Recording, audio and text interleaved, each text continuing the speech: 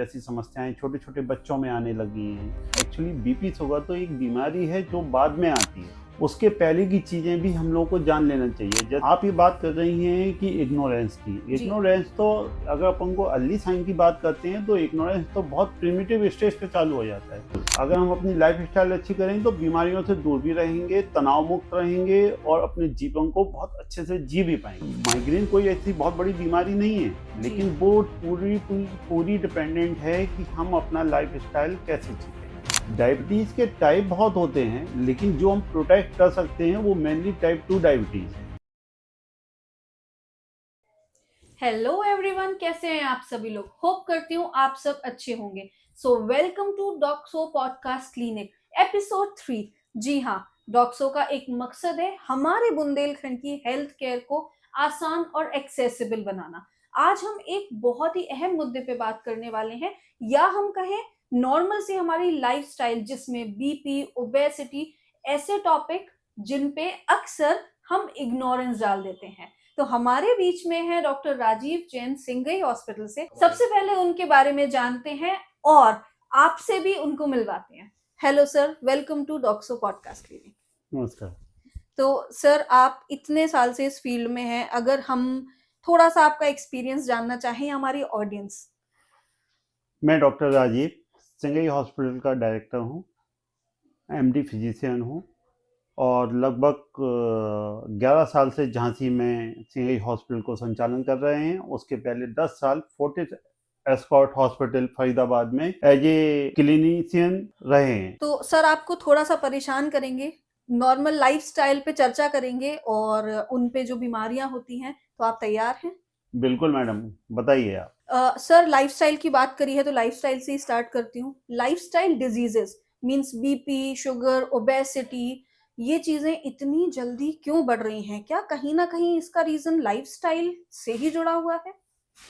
Madam, हम लोग जब भी बात करते हैं ना तो हम लोग लाइफ स्टाइल को बीपी शुगर से ही लेते हैं। एक्चुअली बीपी शुगर तो एक बीमारी है जो बाद में आती है, उसके पहले की चीज़ें भी हम लोगों को जान लेना चाहिए। जैसे सिंपल माइग्रेन होता है, डे बाय डे हम लोगों के मूड होता है, मूड स्विंग्स होते हैं, ये सभी कुछ लाइफ स्टाइल में आते हैं। इनमें सबसे इम्पोर्टेंट जो है, सबसे पहले कि हम लोग जो अपनी जीवन शैली को जीते हैं वो अब संतुलित नहीं बची हुई है। जैसे हम लोगों को जो सुबह उठने से लेकर रात तक जो दिमाग की टेंशन होती है, जो खाने पीने में हम लोग इन बातों का ध्यान नहीं रखते हैं, उससे हम लोगों का पूरा सिस्टम बिगड़ जाता है।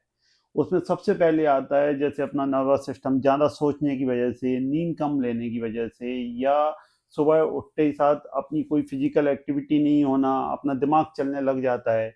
बीमारियों की जड़ वहाँ से शुरू होती है, जिससे जब हम खाना खाते हैं तो शायद अपना मोबाइल देख रहे होते हैं या अपने खाने पीने की चीज़ों के साथ साथ हमारे दिमाग में दूसरी एक्टिविटीज़ चल रही होती हैं, जिससे मेन परेशानी यहाँ से स्टार्ट होती है। जब हम लोग सो नहीं पाते हैं, प्रॉपर नींद नहीं ले पाते हैं, तब हमारी स्टार्ट होता है माइग्रेन जैसी समस्याएं छोटे छोटे बच्चों में आने लगी हैं, बड़ों में आती हैं।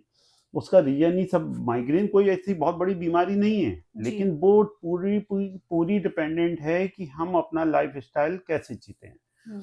उनमें से इम्पोर्टेंट है कि नींद का पूरा ना होना, समय पे खाना नहीं खाना, धूप में जाना, या प्रॉपर प्रोटेक्शन नहीं होना, या चीज जो आजकल बहुत बर्गर है, पिज्जा है, उसमें एम्फीटामिन टाइप का एक सब्सटेंसेस होता है जिसकी वजह से ये माइग्रेन को बढ़ा देता है। जी। ठीक है, प्रेसिपिटेट कर देता है और ये प्रॉब्लम्स होनी स्टार्ट हो जाती है। अगर हम लाइफ स्टाइल की दूसरी डिसीज के बारे में बात करेंगे तो उसमें फिर आता है हम लोगों का डायबिटीज। डायबिटीज के टाइप बहुत होते हैं, लेकिन जो हम प्रोटेक्ट कर सकते हैं वो मेनली टाइप 2 डायबिटीज है। उसमें जो आपने बोला अभी कि ओबेसिटी है, ओबेसिटी एक कारण है। ओबेसिटी एक मेन कारण है, क्योंकि हम लोग जो डाइट लेते हैं उनमें कार्बोहाइड्रेट की मात्रा बहुत ज़्यादा होती है, जिससे हमारा वेट निरंतर बढ़ता रहता है। अब जो निकलने वाला बॉडी के अंदर से इंसुलिन है, वो इंसुलिन प्रॉपर काम नहीं करता है, जिसकी वजह से डायबिटीज बढ़ती जाती है। पहले अमूमन ये डायबिटीज 40 साल या 35 साल से ऊपर के लोगों में होती थी, लेकिन आजकल ये डायबिटीज टाइप 2 बच्चों से लेके मिडिल एज और ओल्डर एज में तो पहले भी होती थी, तो ये हम्म। बढ़ती जा रही है। जी। आज हम कह सकते हैं कि भारत एक डायबिटीज की कैपिटल है, बीपी की एक कैपिटल बनता जा रहा है। ये सब अपने लाइफ स्टाइल के ऊपर ही डिपेंडेंट है। ओके, तो मतलब हमें लाइफस्टाइल अगर अच्छी करेंगे तो हम इन बीमारियों से दूर रहेंगे। बिल्कुल, अगर हम अपनी लाइफ स्टाइल अच्छी करें तो बीमारियों से दूर भी रहेंगे, तनाव मुक्त रहेंगे और अपने जीवन को बहुत अच्छे से जी भी पाएंगे। जी, बढ़ते हैं अपने दूसरे सवाल की तरफ। सर, लाइफस्टाइल से ही जुड़े हम सवाल कर रहे हैं, तो इससे भी रिलेटेड एक मन में एक सवाल आया था कि इनके कुछ अर्ली साइंस होते होंगे जिस पॉइंट पे हम इसको इग्नोर करना शुरू करते हैं कि ठीक है, हमारी शुगर अगर थोड़ी सी बढ़ी है या मोटापा थोड़ा सा बढ़ रहा है तो हम इग्नोरेंस की तरफ चले जाते हैं। तो क्या ये इग्नोरेंस करना कहीं ना कहीं हमारे लिए हानिकारक साबित होता है? बिल्कुल, आप ये बात कर रही हैं कि इग्नोरेंस की। जी। इग्नोरेंस तो अगर अपन को अर्ली साइन की बात करते हैं तो इग्नोरेंस तो बहुत प्रिमिटिव स्टेज पे चालू हो जाता है। जैसे नींद का नहीं आना, भूख लगना या भूख का ज़्यादा लगना। हमारी प्रॉब्लम यहीं से स्टार्ट हो जाती है, जिसको हम इग्नोरेंस ले लेते हैं। कभी-कभी टैबलेट खाने लगते हैं नींद की। जब हमें पता है कि हमारे पास नींद नहीं आ रही है, हम ज़्यादा सोच रहे हैं या हम कम सोच पा रहे हैं, हमें ज़्यादा नींद आ रही, तभी समझ जाना चाहिए कि ये कुछ ठीक नहीं चल रहा है। जी। उसके बाद शुरू होता है अगला स्टेप कि हमारा धीरे-धीरे वेट बढ़ने लगता है या कम होने लगता है। जब हमारा वेट बढ़ने लगता है तो हमारे शरीर में ऑटोमेटिक चेंजेज आते हैं, जैसे हमारी फिजिकल एक्टिविटी कम होती चली जाती है, हमारा थकान होने लगती है, सांस फूलने लगती है। अगर किसी को आज यंग एज में भी बोल दिया जाए कि आपको 2 स्टेयर्स जो है केस चलना है, पूरा 2 फ्लाइट ऑफ स्टेयर्स चलना है, तो वो एक बार में एक सांस में नहीं चढ़ पाता है, जबकि पहले ऐसा हो जाता था। तो ये अपन को बता रहा है कि हमारी बॉडी कहीं ना कहीं फिजिकली फिट नहीं है।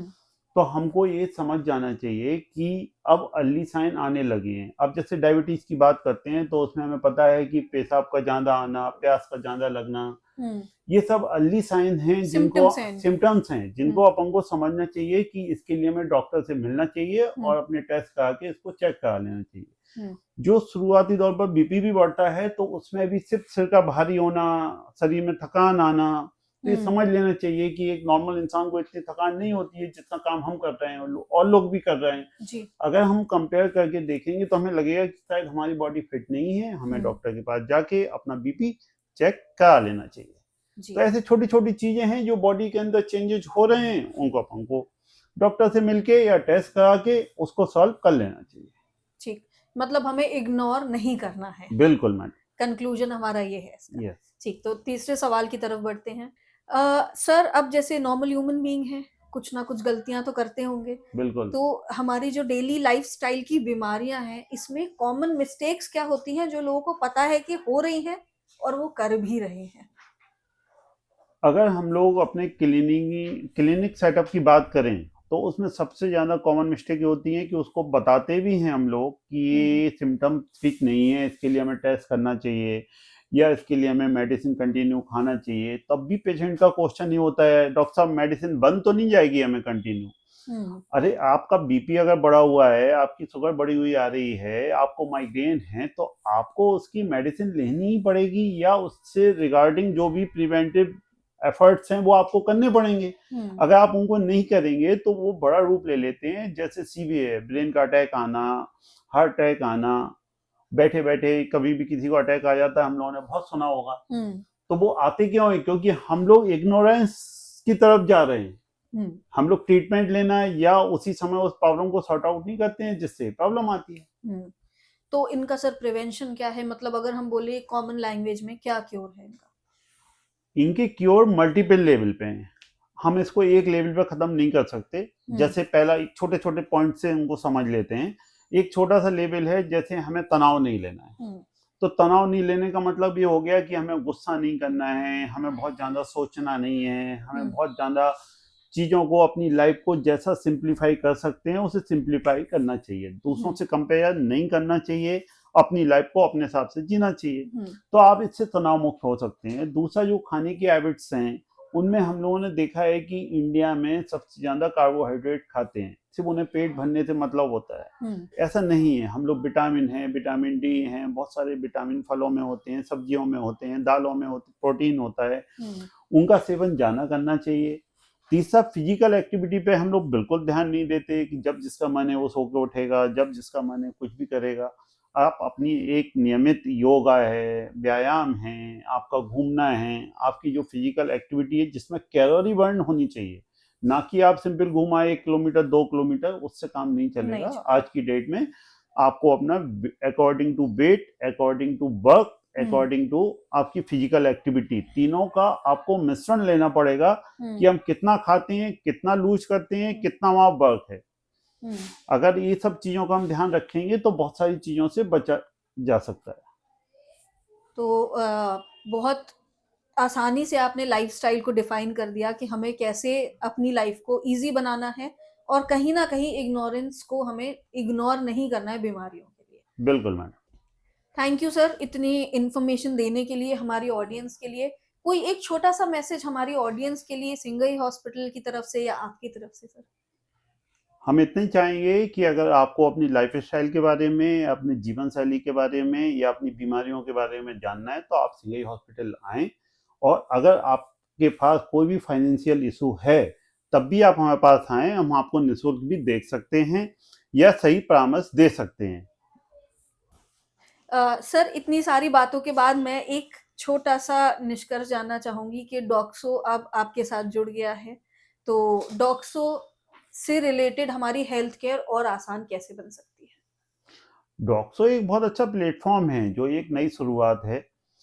इसको हम लोग ऐसे ले सकते हैं कि आजकल हर आदमी के हाथ में मोबाइल होता है, तो आप उसकी एप्लीकेशन को डाउनलोड करके और बहुत ईजिली अप्रोच कर सकते हैं हमारे हॉस्पिटल को। हमारे यहाँ बहुत सभी टाइप की सर्जरी होती हैं, फिर गायनी की सर्जरी होती हैं, फिजिशियन अवेलेबल है हर समय, जो भी सर्जरी होती है उनके लिए भी डॉक्टर हर समय अवेलेबल है, तो आप आराम से अपना अपॉइंटमेंट ले सकते हैं। उससे आपको बहुत ईजी रहेगा, अप्रोच करने में आपका टाइम वेस्ट नहीं होगा और आप कंफर्टेबल रहेंगे।